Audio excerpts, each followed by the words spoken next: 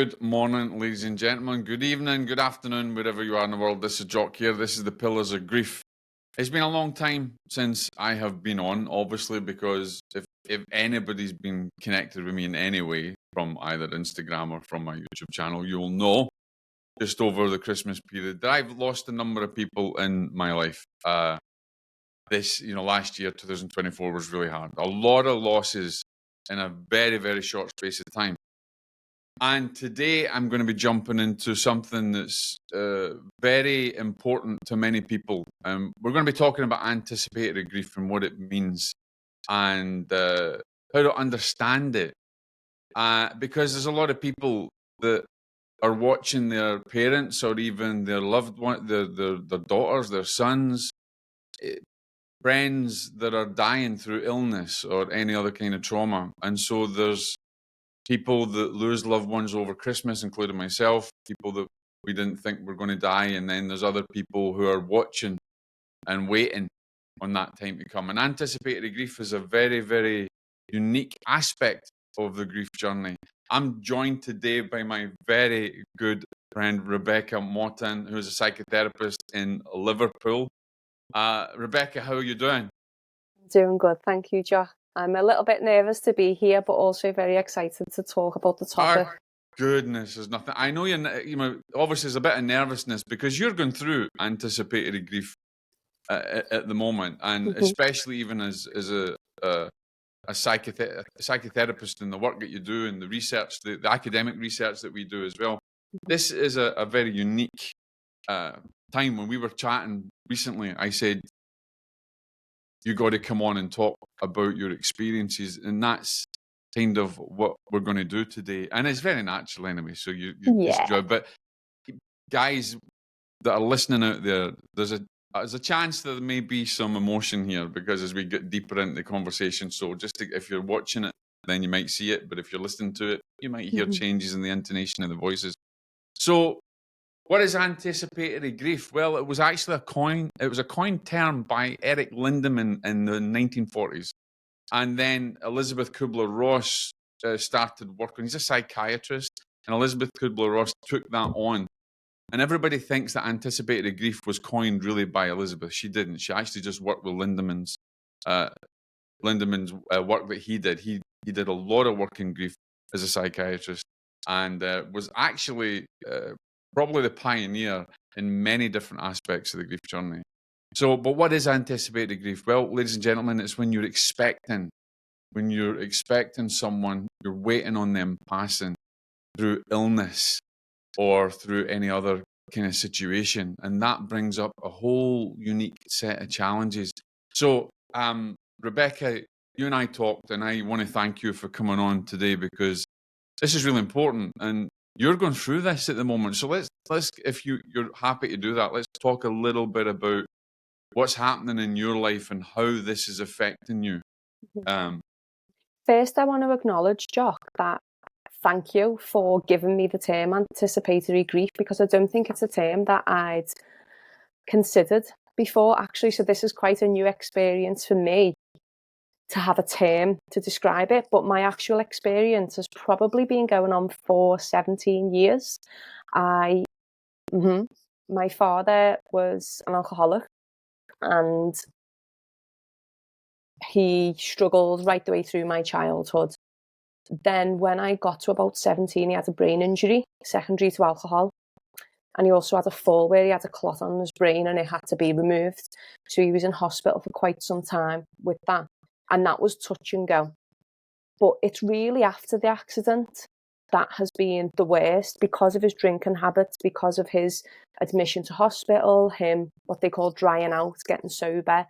Then he would discharge himself. And so it was constantly this cycle, this feeling of sitting on the edge, waiting for the phone call of, this is it, your dad's going. And that, as I say, has been 17 years, basically. Around 10 years ago now, 8 years ago, he had all his liberties taken away from him. He was classed as a danger to himself, really, and was put into a care home. He's now in supported living. And so that changed things a little bit because I was no longer waiting for the phone call to say, your dad's being found here, your dad's being found there. I knew he was safe. He had 24-hour care. He was sober. So it changed the dynamics a little bit. And actually, what that did is it allowed us to have a relationship. We got to know each other. It was wild. And then over the last year and a half, his health has deteriorated with old age at this point now. And so the anticipatory grief is now very, very real.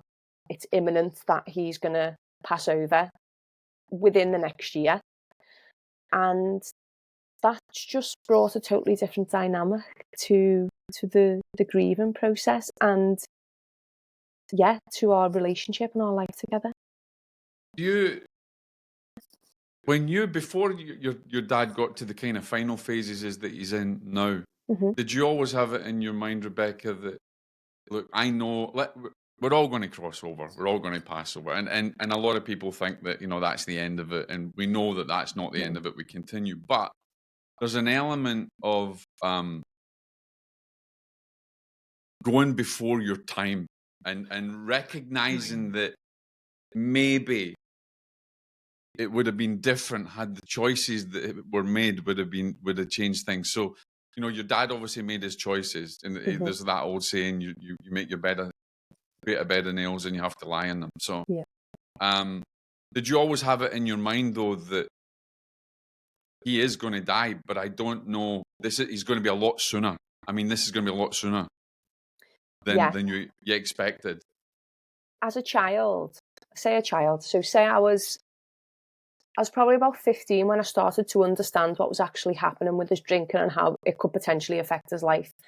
Right. That's probably when he started getting admitted to hospital, then coming out and getting admitted and coming out. So that's when I really started to think about his death, if you will. And I honestly, Jock, I mean, my he was an electrician at sea his whole life. He was working in Iran when the war was going on. He's had a lot of it. He was a motorbike racer. He crashed and metal plates in his leg, lost his teeth. You know, he's had a lot of dices with death over his life. I was going to say, he's been close a few times. Yeah, and he really, really has. So when I was about 15 and I started thinking about this, I was like, right, okay, he's going to go. Like, I'm going to be one parent down. Really, and not that he was drastically involved in our upbringing anyway because of his job and because of his addiction. But it's one thing to have him there. It's another thing to lose him. Even if he's not so active, they're two very, very different things. And so, yeah, I remember being 18, 19, working in JD Sports, it's a chain, a sports store chain here. I remember JB Sports. So I worked for them for many years, and I still remember it like yesterday now. The phone calling multiple times. It'd be my mum asking me what I wanted for me dinner or something like that. But I always remember the anxiety. Thinking it was your dad? Yeah. The pain in my chest, thinking, this is the phone call to say, your dad's gone. So you've been essentially waiting, even before this last year, where it's getting closer, but you've been essentially waiting for, say, over 10 years or even maybe more. I know you said 17 years, but you were kind of getting into it. Yeah, I think it was I think it's basically half my life, Jock. Wow. Which when I put that into perspective and I just think about that, I then start to think, what state have I been living in? What's my homeostasis? If I've been living that on edge my whole life, and obviously past that point, as he had his liberties taken away, he went into care. I then became his carer, not full time, but I was the only one. I had to pick a care home for him. I've been responsible for sorting his finances out, all of that. And I was only a child still when all that happened. So you were forced to grow up a lot quicker. Yeah. And not realising it, that really you were in the grieving process way before you even knew what grief was. Absolutely. Now, I want to jump on to your mother a little bit, because how did that affect your mum? Did your mum find that hard? Was she going through that grieving process as well? And how was that dynamic psychologically for your mother? It's interesting with my mum, Jock, because I have so much compassion and empathy for her, for what she's lived through for our lives, whilst we were young and raising us basically on her own. And then when my dad got sick, my nan, my mum's mum, she was sick around the same time and she passed over. And so my mum was trying to cope with all of that. My parents separated when I was in my teens. Yeah. And although my mum will still see, like, she'll go and visit them now and they'll have conversations, there was not, I think it was too much for her. I think she probably has a lot of feelings and emotions. I won't name them for her, but I feel she's probably got a lot of feelings and emotions towards me dad for the life that she's had as a result of him. So her whole process is tangible. I can feel it, but I'm very aware that it's not me and it's not my process. And that's something that I've really had to try to both separate from my own self, my own life, my own relationship with my dad, but also for my relationship with my mum, and to be able to have that empathy and compassion for her decision making. It's fantastic that you have got to a level of understanding through your awareness and compassion for your mother, because I think this is something that people may not understand, Rebecca, is that whilst every individual's grief is their journey. I've always said you can't heal through grief. It's something you integrate. But also grief can be a catalyst to disconnection.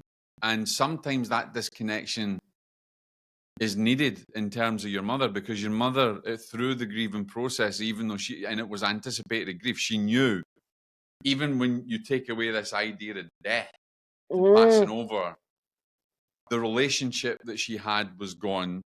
There's other elements of grief that people don't think about. It's not just about death, it's about the relationship, self-identity, the identity that they may have had as a couple. Then it's separation and distance. The very fact that you can accept that, I mean, that says a lot about your own fortitude and your own strength, your own psychology, your own strength. But your mother separating from him, do you think that was also a way of her she couldn't deal with it? She couldn't deal with that aspect of grief. She was grieving and she knew she had to give it up because it would not have been her life. Her life would have been completely different. And there's also got to be an element in that decision that she made that caused her a lot of suffering to how it would have impacted the rest of the family or the rest of the environment. I think my mum has suffered her whole life, if I'm perfectly honest, Jock. Right. But since having us, I think I think grief has been present in many ways, in more ways than I probably know, more ways than she's probably shared with me. And I say to clients all the time, as you've rightly identified, grief isn't just about death. You could lose your home, you could lose your job, lose your family, your identity. And I think you're right. For my mum, grief was being experienced even before she left him, because I think she probably knew that she had a sense, a women's intuition, call it, of where it was going to end up. And at the end of the day, it's salvaging what you can, because I think had she have stayed, where would that have left her? And I want to actually just give a big shout out to my mum right now, because she retired a year or year and a half ago, and she's like a different woman. She is living life for herself. She's finally in a space where she's prioritising herself. She's doing what she wants. That's fantastic. And I think most of life hasn't been like that, Jock. I think most of life, as you've said, is being in some kind of grieving process for one thing or another, not just death related. Yeah, I think you probably noticed that in your psychotherapy practice. There's a lot of people that overlap into a lot of their emotional, psychological points of vibration or even attraction. That the grief has got a lot to contend with. I mean, there's elements of grief in everybody's life. We just don't recognize it or realize it.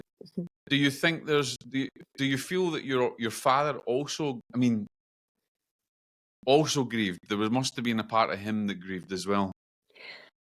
My dad, I mean, he was in his 40s when he had me and my brothers. There's 18 months between us. And he Yeah. had a son from a previous relationship. And my dad lost his sister, who was like his best friend. Hmm. He lost his ex-partner, although I believe they were separated, but that's still loss. And then he also lost his father. Then he lost his job because he lost his hearing and he couldn't pass a medical. And Wow. so objectively now I can sit and I can literally visualize the spiral of loss and grief, and it just compacts and compounds. The first one impacting the next, impacting the next, impacting the next. And so I actually don't have any, that's a lie. I do have some, and I'm sure it's going to come up when he passes. Mm-hmm. But my anger and negative feelings are limited because I have, again, a level of compassion and understanding that he was doing the best that he could to cope with what he had. That's the bottom line. So I don't judge him for that. I can't be angry about, I can't be angry about that specifically. But I can be angry about other things that might come up. But I feel like anger is a part of grief, a very natural part, but that I acknowledge for me, I'm yet to experience. I feel like I've probably That's suppressed fascinating. Let's talk a little bit about that, because let's go into some of these coping mechanisms, because I think in your practice you deal with coping mechanisms all the time, right? Mm-hmm. But I think there's an element, certainly in the grieving process, where people don't know how to cope, and they don't know how to look at their coping mechanisms in a way. As an example, we were talking about this with the loss and everything that I had experienced over the Christmas period and just before that. I remember being in the coffee shop, and just breaking down Mm-hmm. and making almost like making a spectacle of myself, but recognizing that it was a coping mechanism that I couldn't keep in, Mm-hmm. that I just had to let it happen, because it, in a way, it just gave that relief for that moment in that time. So I think a lot of people don't understand how to cope. They hold themselves back a little bit. So let's talk a little bit about how your coping mechanisms work and how you can see that maybe mirror in your practice as well. So I think for me, my coping mechanism to cope generally with my dad over the last however many years has been to compartmentalize some of my stuff to be able to care for him. Especially probably over the last 4 years, I've really found my spirituality and Absolutely. my understanding what is true for me in the world and what happens both while we're on earth and whilst we're not physically on earth. And I think that's been a great coping mechanism and a great comfort, Jock, to know that he'll continue on anyway, and he'll probably still be impacting my life in some way or another when he's on the other side. He'll be I'm not even getting a rest. I know he'll be making up for lost time. I often hear from when I'm doing sittings and private sittings for people, I often hear from the other side that they can do a lot more for you over there. Mm-hmm. But there's an element, and I'll maybe go into that later. There's an element of selfishness and grief that I've spoken about many times that we have to become aware of as well. But what other coping mechanisms do you have other than compartmentalizing yourselves? I mean, or let's say, for instance, how would you suggest to someone who's actually going, because you're going through it now, you're literally waiting, the clock is ticking, if you like. How would you then, sitting in front of someone who's sitting in your practice and just comes out with the issues that they're having, whether it's a family practice or one, and it triggers something in you, like, wow, okay, I know this because now I know I'm going through it's anticipatory grief, and they're looking after a loved one who's ready to pass. What would you say to that person based on the way that you're coping? My biggest number one go-to coping mechanism is always be kind to yourself. That's brilliant. Yeah. I think a lot of us can get bogged down. I know, in my situation, I've had moments in time where I've been like, I'm not doing enough. I need to be doing more. I should be speaking with this doctor. I should be doing that.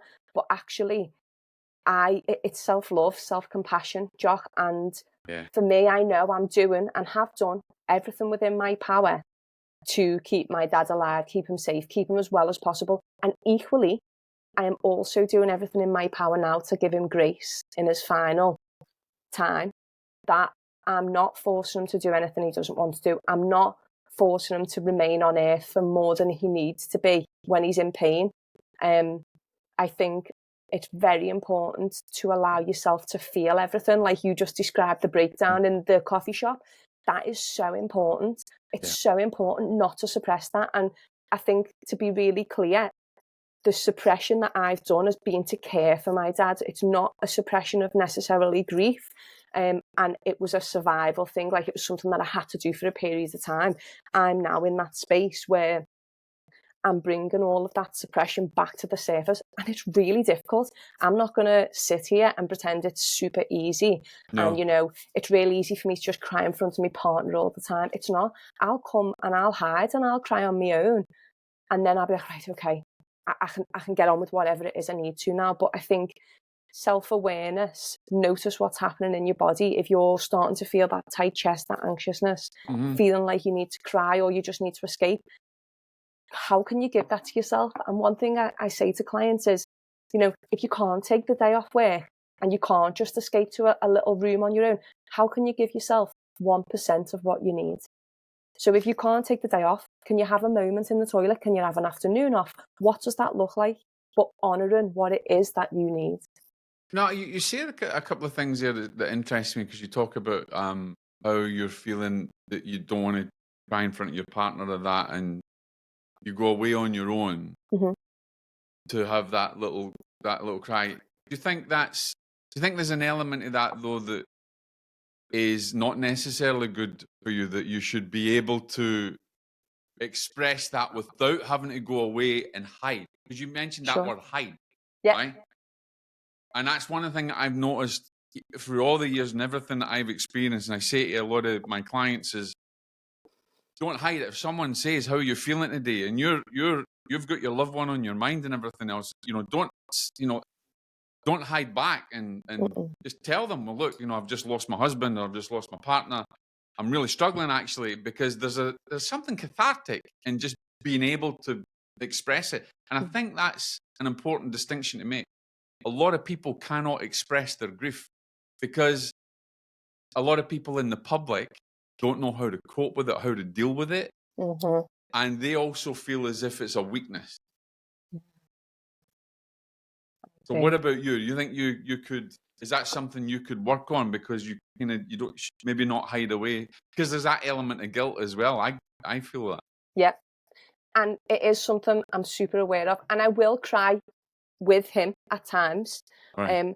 But it's, for me, one of my areas for improvement is about allowing other people to see me vulnerable and to receive and be supported, because massive power in that. Spent me whole life supporting others, Jock, and that's my job. But especially as a child, children of alcoholics, anybody who has ever experienced anything like that or any addictions will know you're constantly hypervigilant. You're constantly looking and observing everyone else's behaviour. So to allow yourself to be vulnerable is, in the past, hasn't been safe to do so. So I'm literally trying to reprogram myself to remember and learn that I can be vulnerable. I can be safe with other people. I can rely on other people.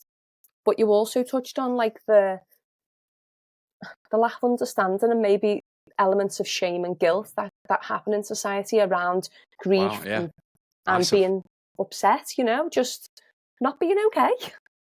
Yeah, and sometimes it's just okay not to be okay. And I think that's important for us to realise that we've got to, and for men, so, I find as well, Rebecca, that men are very restricted in being able to express their emotions, especially when it comes to the grief, whether it's grief of a loved one, whether it's the grief of loss of a job or an identity or a disconnection in some way. Men still have this idea that they should be warriors and the stiff upper lip and the old British, stand tall, typical military. Yeah. and that's never a good thing. It causes us a lot more suffering. Do you think that your experiences now, though, knowing that what you've learned, you've become aware, and I'll go into, we'll talk about this spiritual foundation, which I think is fascinating, and it really does help us. But do you think your experiences now, that you're becoming more aware, that you're aware now of what's actually happening, but you've had so many emotions and upside down roller coasters, do you think, though, it's empowering you to move forward, even in your practice? 100%. How can it not, Jock? I think for some people, you've got to be open to it. And I think that's the thing. You can take a horse to water, but you can't make it drink. You have got to be open to noticing that. Touching on the gender differences, my brother, 18 months between us, he's having a very different experience with all of this. Wow. Yeah, not really willing to talk about it, very different feelings. So it's about how open you are. If you can see it, can acknowledge it, be kind to yourself, self-compassion again, then it will transform you.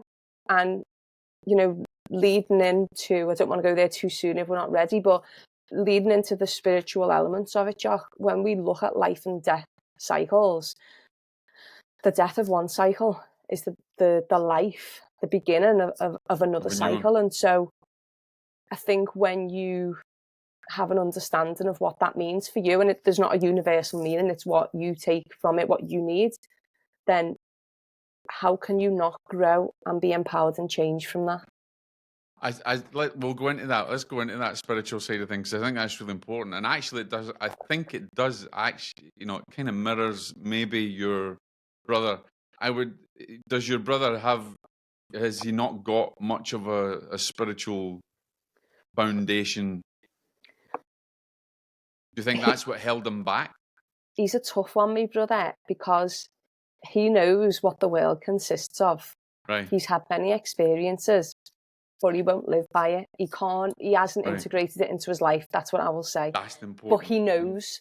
The thing is, he knows. And so, but the other side of that, Jock, is, it's going to happen in his time.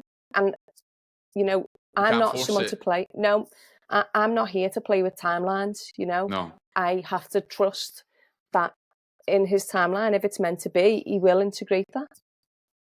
So, well, let's talk about your spiritual foundation, because it's easy for me to go straight into how my spiritual foundation was. I've been a medium for over 25 years, but I was in a seminary and all that kind of stuff. But the reality is that I believe, so I don't like to use the word I believe. I know that if you don't have a spiritual foundation in life, life becomes harder and a spiritual foundation is based on every aspect of life. Henry Ford had a spiritual foundation. Yeah. Dale Carnegie, these magnets of industry back in the day, they all had a spiritual foundation. So where did your spiritual foundation finally get its growth from? Because it's seeded in us from when we're young.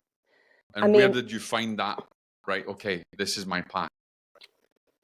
So hard to say, Jock, because I had so many experiences as a child that I didn't even realise I was having, and no one around me pointed out or realised I was having until I was way older.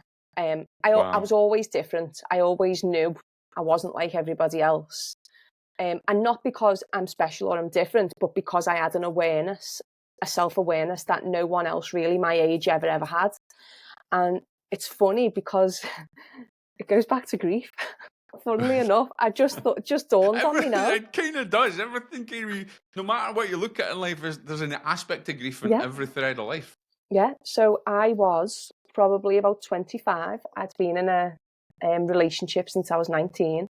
And it ended abruptly on my birthday. I wasn't expecting it. Oh, wow. And just before that, I'd started to get into things like crystals and stuff.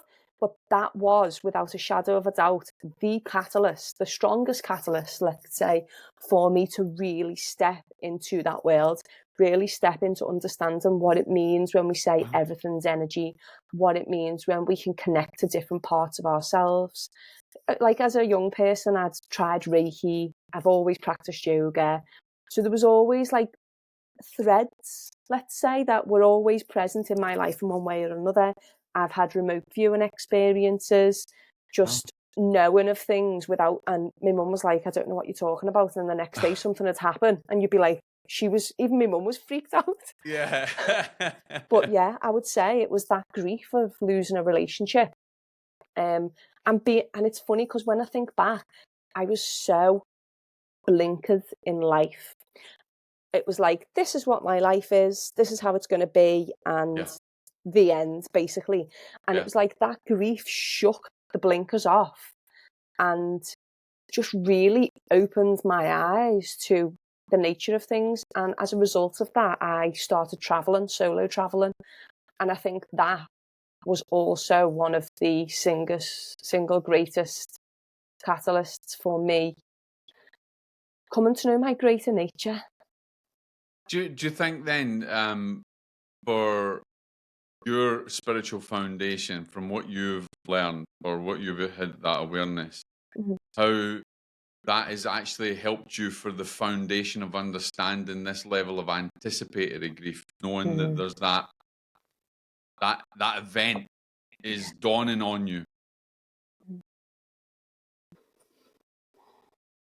It's funny because I probably, in this anticipatory grief now, I probably feel more prepared. And I know you can never be prepared to lose somebody. No. I'm not naive either. But I feel more prepared than I have been at any other stage in my life for the same relationship I've had with my dad. Because I know that it goes on. Life goes on. This is just it's just matter. And it's what's carrying us, it's what's inside that remains. I always remember during COVID, we were on the beach, me, my mum and my brother, we all lived together at the time, and we'd not long got a new dog. We were all on the beach walking along, and my brother said to me, don't you think it's mad the way, like, the water that's there, it's just, it never ever disappears, it just goes up, it comes down, it stays on earth forever. And I remember thinking, oh my God. And it's the same with energy. That's quite profound. So this is what I mean about him. He's very frustrating because he knows, but he doesn't integrate the knowledge. Well, hopefully, what's his name? His name's Ben. Ben. Yes. Ben, hopefully that your sister sends you this and you listen to this. It's about time to express your spiritual side. You know, if I can do it and I'm an ex-soldier, there's nothing stopping you, dude. So get on with it. Yes, Jock. We'll fly your flag for you. That's brilliant.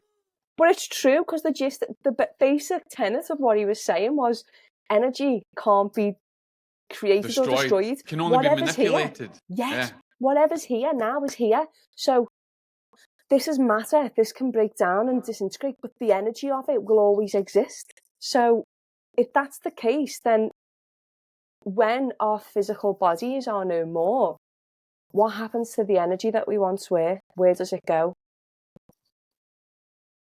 It never destroys. It's never going to go anywhere. And we get, without going into the afterlife side of it and the signs, we get the signs. Our loved ones do communicate. We have to learn that new language.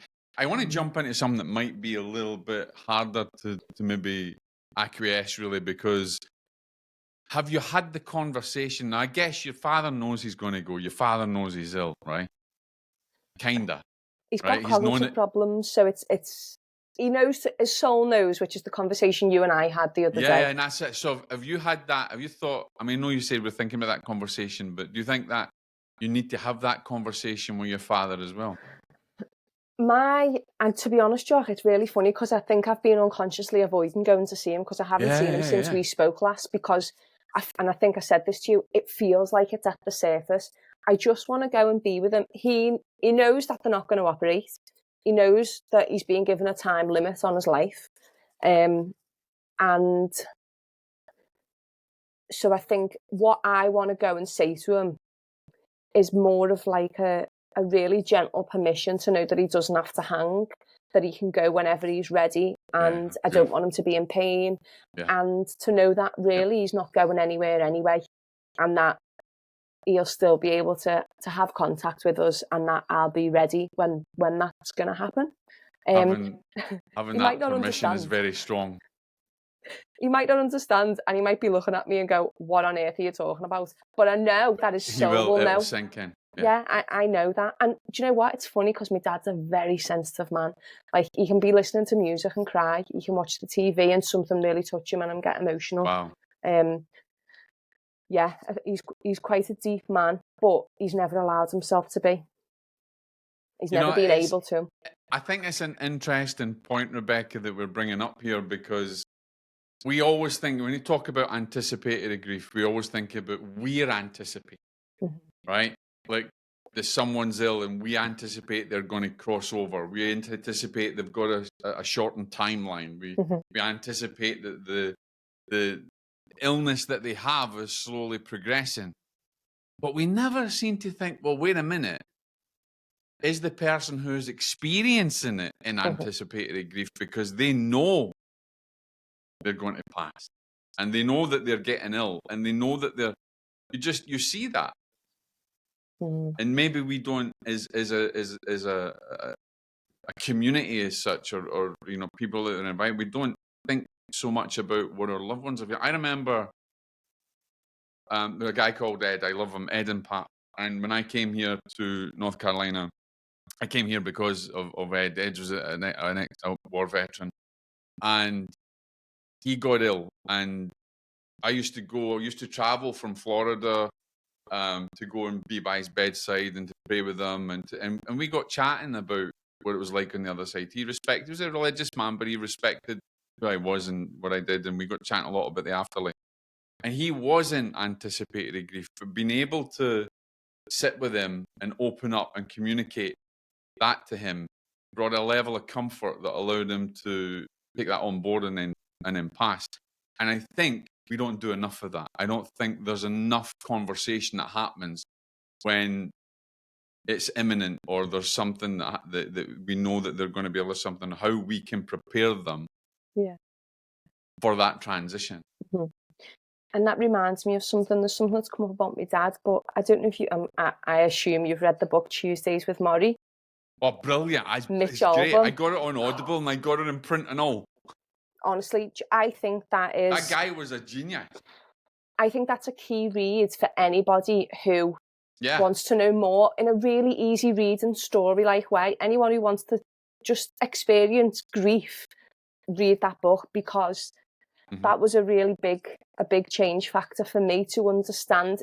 It's similar to what the experience that you had, going to someone's bedside, sitting with them, talking to them about what it's going to be like. And I think for my dad, I think you've just illuminated something to me, Jock, that I'm probably not giving him as much credit as he deserves for being in his anticipatory grief, because he's been getting like the GP or the paramedics called out because he's been to having funny turns, and he'll say to me, I know I'm not right, something's not right. So he knows it. He's the one who's living in his body and having a spiritual mind. And I say to my clients, no one knows you like you know you. And sometimes I have to check myself, because I seem to compartmentalize my dad from every other relationship and part of my life, when actually he will be going through that. He does know his body better than anybody does. And so, I feel like this is encouraging me to have courage to really go and sit with them and have this conversation, John. Yeah, and I think that's brilliant, because, and this is why we need to give them that, and that's a part of giving them the grace, but also it's a part of deep respect and honouring, because you're sharing in one another's vulnerability. And and we've spoke about this as well. So, ladies and gentlemen, this is really important. Rebecca's father might not cognitively function the way that he used to, but you have to remember that our souls know. We're able to talk directly to our soul. We're able to, our brain and our mind are completely different. Let's not get into that argument, but there is scientific arguments for it, and I've written a freaking paper on that as well. So that's really important. But it is important to know that even if they can't cognitively function, it's just as important for you to have that conversation, so that you can sow that seed in their soul, because their soul will know, and maybe their cognitive function won't know, but they're going to know at a deeper level. My clinical supervisor also said something to me recently, because this has been present for some time now, so I've been sharing it with different people in different times and spaces. And she said to me, you know, think about what conversations you want to have, but also give acknowledgement to the unspoken conversations, because there will be things that I won't be able to say or that he won't be able to say. And she just encouraged me. I mean, she's a shamanic practitioner as well, so very earth-based, spiritual. She said, just be mindful that there will be unspoken conversations as well that will be playing into the dynamic and into your grief. So yeah, make space for that. I think that's brilliant. I'm glad that, and also there's even an element of touch and a physical touch and things like that you can communicate by, not just necessarily words or even a telepathic connection, but just the sense of touch or the sense of being there, and that presence also helps. And I think it's brilliant that you can maybe have that conversation when you're ready as well, because it's also got to be a time when you're ready to do that, and that helps through your own spiritual foundation. Your work that you do now with clients, do you think now that what you're experiencing now is attributable to them, that you can actually take your experience now and help them with theirs? And vice versa. So yeah, absolutely, yeah. Earlier this year, I started noticing the presence in my work of the theme of death. And it was, for some people, it was death cycles. So things were happening in their life where things were dying off. So there was elements of grief within it, but some of it wasn't grief. Some of it was just pure death. And so I was like, this is very interesting. Why is all this death showing up in my work? And then shortly after, honestly, you couldn't write it, Jock. And then shortly after, we got the news that my dad wasn't, they weren't going to operate. And there's another important thing that's just dawned on me here, actually. My dad's brother died a couple of months ago. Right. Unexpectedly. Similar thing from alcohol misuse. And it was sudden. The funeral was bittersweet because we got to see people. My dad got to see old friends, even if he couldn't quite remember who they were. And then we just, since you and I spoke, another one of his brothers has died. Wow. He's obviously not well. And then his mum's also alive, who's 98, my grandmother. Wow. So when you shared with me your story of what you've been through over the last 6 months, 6 people and six family members in 6 months, and I started to reflect on my situation, I thought, oh goodness, as you sharing your story with me, Jock, trying to alert me to what might be coming in our lives as well. And I think that's the really important thing. When you're open to noticing these patterns, you're open to preparation in some way, and you have the ability to label it anticipatory grief or label it something, an awareness that you might not if you were not already open. So hearing your story makes me go, right, okay, could be a possibility, let's not catastrophize, but thanks, Jock, for coming in and sharing that with me, because it's lit up something in my life. And thank you, client, for bringing that to my attention, because now it's helped me to look at what's happening in my situation differently. And, in the reverse, like you asked, it allows me to bring something different then into my work with clients. I am more aware of when the grief cycle is present or that life and death cycle is happening. And you generally will attract clients who are in reflection of the process that you're going through or that you're about to go through. What you vibrate at, you're going to attract. Absolutely. I'm going to change it up a bit, because I think there's another interesting aspect, and I'll share a personal story with mine as well. But let's talk about intuition and grief, right? Because I strongly I hate using the word belief, but I know that we know that they know that we know it's coming before that's happening, right? So it's like, can get that we know that they know that they know that I know that she knows that it's kind of, there's a knowingness that we have a deep feeling in our intuition, because that's based on our spiritual foundation. I remember, probably going to get more. I remember my mother-in-law, as you know, I was really close to that passed at Christmas. She came and it was kind of, she always came every year. She always came and visited every year for my birthday and Joe's birthday, and she spent, a month with us. It's phenomenal, longer than a month. And I remember we were in Biltmore, and as you know, I'm also a photographer, and I love photography, not only just for when I do it for work or anything else, but it's a deep spiritual expression, creativity, and at the end of the day, we're all creative beings. I remember taking the shot of my wife and mum together and knowing in my heart that was the last picture I would ever take of them. And here was the thing. Even though I knew, and my intuition, my psychic ability was pulling up and saying, this is the last one, I could not face it, because there was an element of my material world that I didn't want to turn upside down. And I like you talk about compartmentalizing things. I put it away. I shoved it in a box that I didn't want to face, and only opened that Pandora's box the day that she got rushed into hospital. And I kind of wish that I had prepared myself even more, because even though I'm apparently supposed to, people that you say you're an expert, but you're grieving. How do you grieve? Well, same as everybody else. But because I've got more knowledge or more experience than most people, it still didn't stop me making perhaps that wrong decision, or not wanting to face the emotion, but just because there's that element of human capacity in me that didn't want that to happen. Yeah. And I think that's really important, that we face up to the fact that we may also get these intuitive nudges, these signs, way before. And it's important to become more aware of them, because it helps you in the journey. Did you ever have that kind of thing? Did you ever have those nudges? You see smiling, so I know that you probably did. Do you know what, Jock? What always makes me smile about you, I forget that you're psychic, and then sometimes you just change the subject then, and it was like you already knew what I was thinking. You already knew what, I thought, oh yeah, what about that?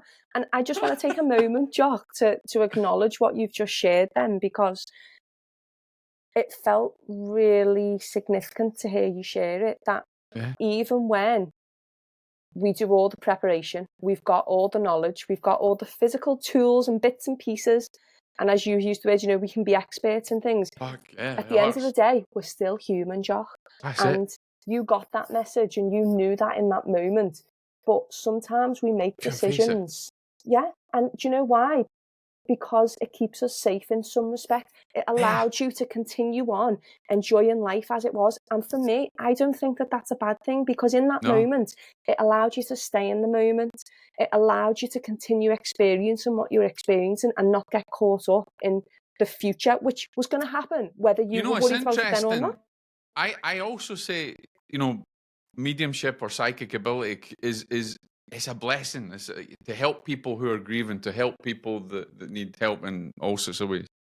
But it is also a curse, because that's an element of it that I knew and had to compartment. I had to face and not face that. So our experiences, it can be a blessing and a curse at the same time. For sure.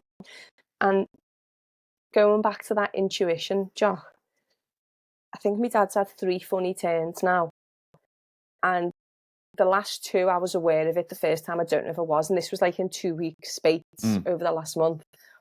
We were going on holiday. We were flying out to Morocco just a couple of weeks ago. And the night before, I just felt really agitated. Didn't know why. We were going on holiday the next day. Should have been, full of the joys of spring. So agitated and just a little bit aggy. Woke up the next morning, had really bad chest pains and just felt super anxious. I was like, what is going on? Literally a couple of hours later, gets a phone call. It's your dad. We've had to call the GP out again. And the first time I felt it, but wasn't really aware of it. And then this time, as soon as I saw the number calling me, I was like, that's what this bloody feeling is. Yeah, that's what it is. And I think it's important you mentioned that distinction. There's an element of your soul trying to keep you safe. also trying to forewarn you Yeah. that be prepared for this. This is coming. It's really strange. My wife knew as well. She's an incredible woman. She's incredible spiritual being, psychic. You know, my greatest teacher I've ever had, and she knew Mum was going to pass, but she also couldn't face it. But there was an element of you. So you're sharing with you now that you had this I don't know, maybe a depression and anxiety, a tightness and everything else. She had it before Mum went into the hospital. She had it right even all the way through. She couldn't get rid of this. There was this depression. There was this anxiety. There was this darkness that was around. Yeah. That she was picking it up. That this was about to happen and get ready. But we couldn't face it. I'm curious, Jock. What happens if we get that intuition and we act upon it? And I say act with a small a. I don't mean we have to physically be doing something. But what can happen and what I think we have to be mindful of, depending on the situation. But I think if I get that intuition and I'm like, right, okay, you know, he's going, does that impair my ability to make decisions? So if, for example, let's say he was in hospital and I'm speaking very specifically about my situation. Let's say my dad was in hospital and he needed some kind of medical care. Would I decide against it because I've accepted that he's about to die? And is that in his best interests? So it's a very fine line to teeter. And I think you've got to be really, really careful. I, especially as a woman, value my intuition more than any of my skills, I'll be really honest. But equally, I think if I was to live my life solely guided by my intuition on the earth plane, would I be making the best decisions for me and those around me? And I think that's, I'm curious to know what your thoughts are on that if we do accept that intuition and we accept it and we act from it, what does that look like actually in practice? I think that's a fascinating question, and that's probably another episode as well, actually, on one of my other podcasts. But I would say that the power of discernment in your intuition is paramount, and people do not know how to discern. So we talk about discernment, about knowing what is good or what is bad for you. Or, you know, a simple idea is in a haunting case is you can discern if it's an evil spirit or a good spirit, whatever it is. That kind of, but the power of discernment in your intuition is a fundamental. Remember, we're all governed as well by divine law, and there's certain things that we can't go against. There's certain aspects in every law's relation. There's a relationship. It's relational to another law. And every one of them operate in a natural way. I mean, karma is about not about what you give out and you get back. It's actually about how the universe operates. It's a seed, if you like, of everything else that comes from it. But I think it's important to understand the power of discernment in your intuition, because a lot of people's lives go upside down because they don't listen to their intuition. But also you have to remember that you have the free will to make choices. Yes. Right? And so you've got to be able to discern that intuition from a point of, is it serving you in the moment now?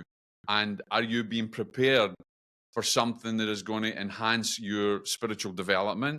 Or are you being tested to see whether you're going to make the right decision? There's a lot more dynamics come into this role of intuition and discernment, especially when you're dealing with lives and your own life. Yeah. It's not just a simple case of listening and I got to turn left because if I turn right, I'm going to hit a car crash. But there's also, and I'll share this, there's also a time to live and a time to die, right? Exactly. And you can bring your time earlier or not, given your free will choices as well, spirituality. I remember after I had a near-death experience in a car accident we were at, Joe and I decided we were going to do, I think we were doing a church service we were traveling from Inverness going to Aberdeen. We were going to demonstrate, and We were going early in the morning. We were going to get breakfast. And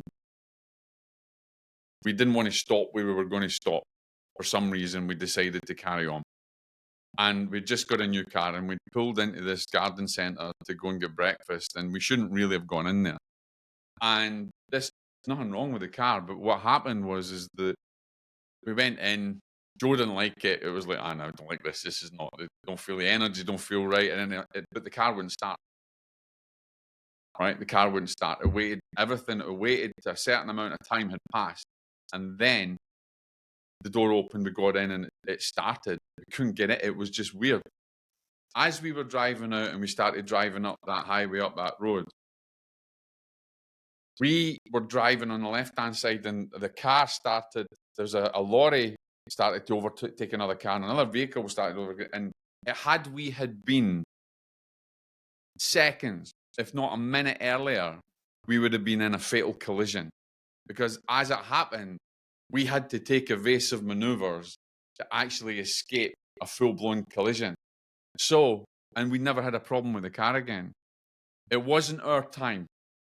And so there was an intervention that happened. Yeah.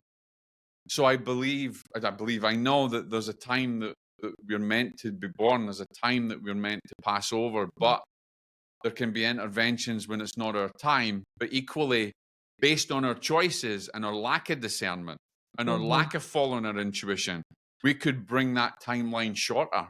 I don't think it's destined that anybody takes drugs. I don't think it's destined that anybody commits suicide. There's environments, there's things, there's influences that happen that make us take these decisions. And that effectively changes the dynamic of our direction. For sure, Jock. That's really interesting just to sit and take a minute to reflect on that. How our timelines are our timelines, and we make decisions every day that impact it. However, if you override your intuition, then divine law, as you say, can intervene, which was the case that it did with you, and stopping you from getting in the car. And it's also important to realize that when someone is ill, is that you're still governed by divine law. I mean, there's man's law, which is fallible, but there's divine law, which is perfect in its operation. Yeah. And let's say, for instance, you're in anticipatory grief. You're dealing with your father's getting to the end of his days, and the doctor then comes and says, look, we should just switch the machine off. What's the point? Here's another dilemma. What are we doing? How can we discern that that's right? And is it right for us to switch that machine off? Is it interfering with their karmic balance in life? What is the consequences of us doing that? Or are there no consequences? It's a hard one to think. I feel like that there are consequences. Right, yeah. I definitely believe that, whether that's something that you experience in this life or not. For me, the thing that's always stuck with me, with my dad, is about quality of life and pain. He's in horrendous pain now. We're waiting for a pain clinic referral because he can't have his knee operated on. People suffering. I really don't like it. That's the key word, Jock, suffering. Because I don't personally believe, I think suffering's a key part of life. I was reading something about it the other day, actually, and we all have to experience suffering to some extent, because it helps us to appreciate the non-suffering more. So everybody, I think that was a famous thing from the Buddha as well, that carried on through Buddhist teachings. And that, you know what, I was reading it was a psychotherapist talking about their Buddhist practice, and that's where I was reading it from. So thank you for, again, intuiting where that information came from. Yeah, it's true. It is. The Buddha is the strength in suffering as well. Yeah, absolutely. So I think, but it's when is the suffering not too much? Yeah, it's too much, and the person's quality of life. For me, no, I've made the decision that my dad won't be resuscitated because his body's too weak. And if he goes and we resuscitate him and he comes back, there's the risk that he'll have even less capacity and even less quality of life. And, you know, is that what he wants? No, I know that's not what he wants. His quality of life is poor now. Is it what I want? No. But then if I make it solely from my frame of reference, is that selfish? Because it's me who's got to deal with it if he stays. So these are really tough decisions and tough questions I've had to ask myself, Jock, and really use that discernment about whether, you know, and there's a I'm doing it for me. selfishness in grief, right? Because we think about what we need or what we want, and and even when we lose a loved one, even now, and I admit it, ladies and gentlemen, the people like my uncle I lost, my mother-in-law and friends and Sheila,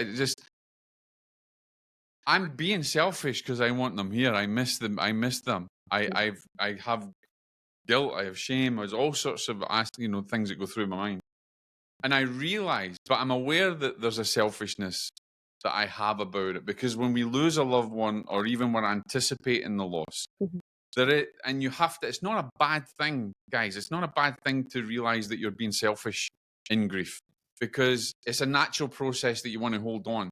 It's a natural process that you might think that you've not done enough. It's a natural thing.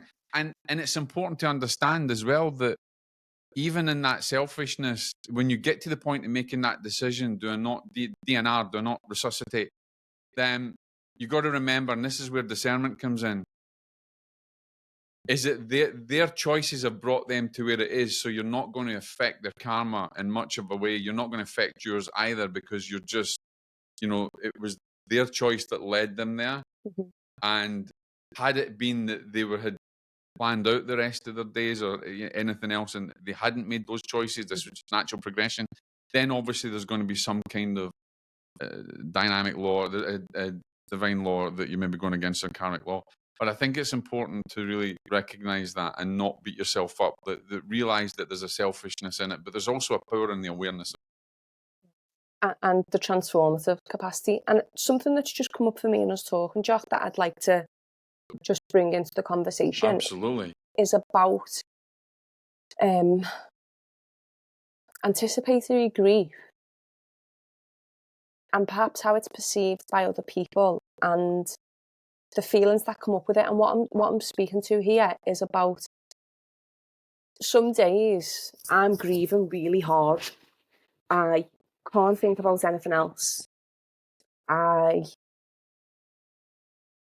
fear the day that he goes, and I feel some shame, to be perfectly honest, Jock. Natural, yeah, absolutely. In being emotional before it happens, because there's part of me that's like, well, it's going to get worse than this when he goes, so, can you not just hold all of this in now? Can you not just stop feeling like this now? Because you're going to get your chance to be upset anyway, Rebecca. So, yeah, I guess I just want to shine a light on that for myself, but also for anybody else that might be feeling that, struggling with allowing yourself to experience anticipatory grief. Yeah. I think you've got to think about it like a bottle of Coke that you shake, right? If it's got nowhere to express itself and expand, it's going to explode inside, and that's the element of it. You've got to be able to open the tap and let it flow.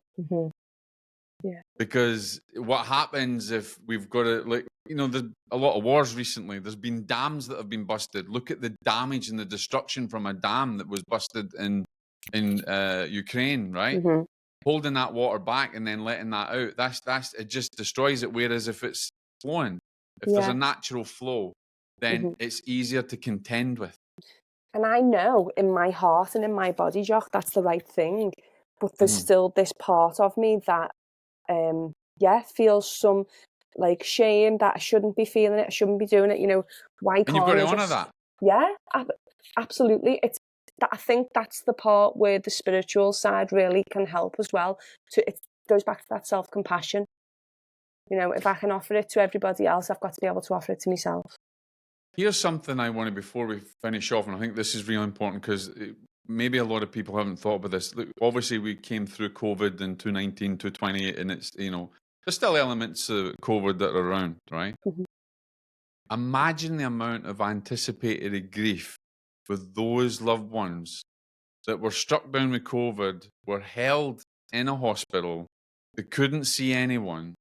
And then I often liken it to the biblical plague in Moses when this unknown force came down and took the firstborn, right? Mhm. That's kind of where I thought, this is where I kind of thought COVID was going. It was like that. It was that example. And so the anticipatory grief then and even now Mhm. is phenomenal.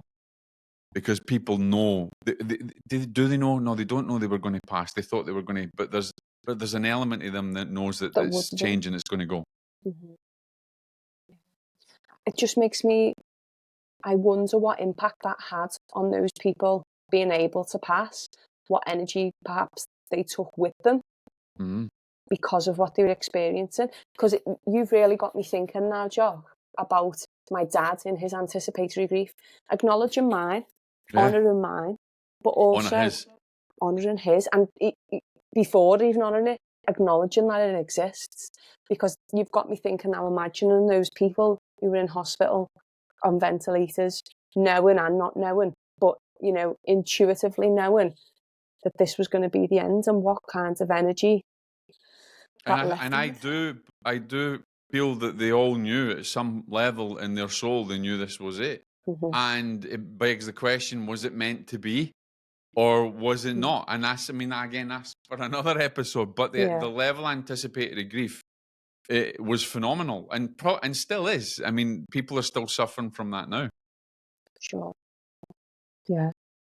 And that's the, accidents happen at, I'm working with a client who was in a fatal crash and another passenger died as a result of that. And like Do you you were think you saying, can help? Do you think you can help people now? Now that we've had this conversation, and now that you've kind of had an enlightening moment, do you think now that you could effectively help people who are coming to see you that have got anticipatory grief, that you can bring into your practice? I think just being able to name it, Jock, like I started this, episode by thanking you really for giving me that name, that label, and how powerful that's been for me. So I think to be able to offer that to other people will definitely help, for sure. So let's talk a little bit about before we finish off, your practice. What do you tend to deal with in your practice, in your psychotherapy practice? Everything and anything. So I have a humanistic foundation, person-centered counselling. Carl Rogers was my ground, and over the last 3 years, I've stepped into a transpersonal model, which just basically incorporates more of who we are. That's the basic way that I would explain it. We're not just working with the psychology and the mind, we're working with the body, we're working with the soul, we're working with and using different so bringing ways. somatic therapies in as well. Absolutely. Mind and body. Right. So I work with little primary school children. So for those in America, that's like 7 to 11. I work with young women in a local women's charity. I have a private practice where, anybody can be referred. Obviously, if they're not appropriate because they're in crisis, or it's just not, I don't feel like we're aligned as clients and therapists, then I can always refer on. And I also do a big chunk of work with people who are long-term unemployed, trying to help them just acknowledge other parts of themselves that may be unknowingly holding them back to stepping into Unemployment grief. Oh, never even thought about that, Jock. That's interesting. So effectively, when they're unemployed, they're immediately disconnected from their environment. They're disconnected from their sense of worthiness from themselves as well. Yeah. Again, this is another element, this field that we're bringing in, because they're grieving. They are. Wow. And you can take elements of this grief into that practice to help them. And it's empowering when people understand that this is grief, and this is not something we heal from. It's a journey that we integrate. When we learn to integrate it, I've got a saying. I say grief can be your greatest nemesis or your greatest spiritual teacher. It's up to you. You have the choice to go from that awareness to the action. That's important. Choice, responsibility, individual responsibility. Absolutely. Rebecca, it's been amazing having you on. I want to have you back because we can have so many. We're going to also have you on optimizing human potential, but this has been great, and I think it's a lot of people will get a lot from this. As we finish off this final few minutes, I want to give people some tools that we can give them to help them if they're in anticipatory grief now, how they become aware of it and what tools that we can give them. What would be your tools that you would suggest to someone? If you're in anticipatory grief, acknowledge that not all grief looks like somebody dying. Once you've acknowledged it, self-compassion. I also really love the Whirlpool of Grief visual graphic. I don't know if you're familiar with that, Jock. I find that really helps. Yeah. Just people to visualize, and I use it often when we're exploring grief with clients, but just for people to think about and accept within them all the different stages and feelings and emotions that they're going to go through. They're going to go through the shock, the denial. They're going to go from acceptance, and they can go straight back in the whirlpool, back around to shock. So for me, acknowledge it, self-compassion, community. Allow people to be there and support you. And talk to someone. If it's a therapist. If it's not, somebody else that you trust that can hold you. Absolutely. I think that sense of community is very important. And anybody who's listening here, we have the Pillars of Grief community, which is free. You can come and join it. And it's a very small private community, but everybody's there in a supporting nature. Other thing I would also say, ladies and gentlemen, is get a journal out. Start to journal. Start to write your feelings down. There's something very cathartic and powerful in writing your feelings down, because if you're not a person that can vocalize, that can show your emotions, you can balance those emotions out by, writing something in a journal. I will add to that, Jock. Yeah. If you can't write, draw. If you can't draw, absolutely. write. Whatever works for you, but journal and yes. My next tip would be get a camera out. Whether it's your iPhone or whether you buy yourself a camera, because the camera is very powerful. It creates memories. There's images in time. There's that moment in time. And you can help with your grief by creating images and how you feel, creating images and maybe the beauty that you see, or it's something about interconnectedness. There's so many tools that we can give you to help, and that's something maybe we'll develop a checklist or develop maybe a little class in our group about all these tools that you can utilize. And even music. There's so many different things that you can utilize as well to help you through it. Just realize, though, that anticipatory grief is real. And it can be very empowering, as you've witnessed today, or it can be destructive. It's how you approach it. It's how you become aware of it. I know I'd rather make the decision to do to become empowered of it. Grief is not something to fear. Grief is something to actually embrace and to bring into your being as part of that journey that can become your greatest teacher. Rebecca, it's been amazing having you. Thank you for coming on the Pillars of Grief. I'm definitely going to have you back. This has been a really fun conversation, even though it's a serious conversation. Yeah. But it's important that also we can share in what we do and share our fun times or sad times, everything together. And that's that sense of Thank you, Jock. If anybody wants to connect with you at your practice to get advice or something, give me your details. So I'm on email. It's rmcounselinguk@gmail.com. I'm on LinkedIn, Rebecca Moughtin, and I don't do social media, so that's where you'll get me. I'm also on the Holistic Network. Yes, I am. You just took the words out of my mouth, Jock. Look at that intuition again. Yeah, I'm on the Holistic Network, which is a really easy place to grab me now as well. Jock's Twisted absolutely got me in there because I'm not very good at social media and promoting myself, so Jock's finally got me in there. I've got her in there so she can reach other people. Yeah. Ladies and gentlemen, thank you for listening today. If you've got any questions for Rebecca or for me, you know what to do. Just email us. You can connect with me on Instagram. You can message me on YouTube. I may not always answer straight away, but I will always answer, that's for sure.